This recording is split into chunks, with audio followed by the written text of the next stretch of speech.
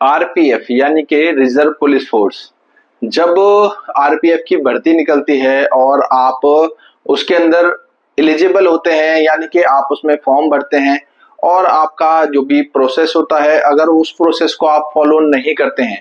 for example जैसे मान लीजिए कि भाई आपने आरपीएफ की भर्ती निकली एक कांस्टेबल की, तो आपने उसमें फॉर्म फिल किया और फॉर्म फिल करते वक्त आपने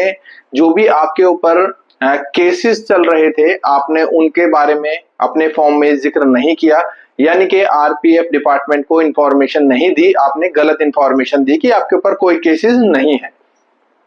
आपने अपने ऊपर जो केसेस थे उनको छुपाया, लेकिन आपका उसमें सिलेक्शन हो जाता है, जो आपका मेडिकल होता है वह सब चीज प्रोसीडिंग हो जाती है और आप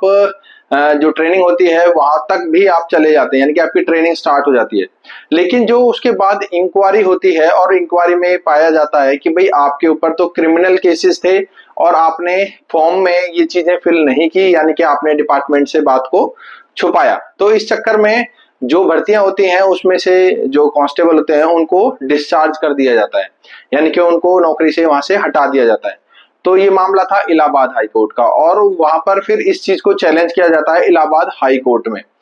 और इलाहाबाद हाई कोर्ट जो है वह इन सभी महत्वपूर्ण पहलुओं को देखता है और वहां से उनकी जो रिट थी उसको रिजेक्ट कर देता है, क्योंकि हाई कोर्ट के द्वारा ये कहा जाता है कि भाई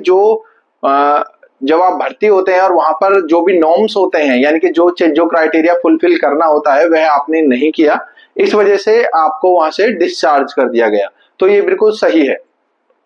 उसके बाद इस ऑर्डर को जो इलाहाबाद हाई कोर्ट ने दिया था उसको चैलेंज किया जाता है सुप्रीम कोर्ट के अंदर, और सुप्रीम कोर्ट भी इलाहाबाद हाई कोर्ट के ऑर्डर की तरह ही जो उनकी एप्लीकेशन होती है उनको रिजेक्ट कर देता है और इलाहाबाद हाई कोर्ट ने जो कहा उसी को कंसीडर करते हुए सुप्रीम कोर्ट भी ये कहता है कि भाई जो भी आरपीएफ के नियम हैं, यानी कि जो भर्ती के नियम हैं, अगर आप उनको फॉलो नहीं करते हैं तो आरपीएफ डिपार्टमेंट के पास ये राइट है कि इस तरीके से अगर आप किसी भी चीज को छुपाते हैं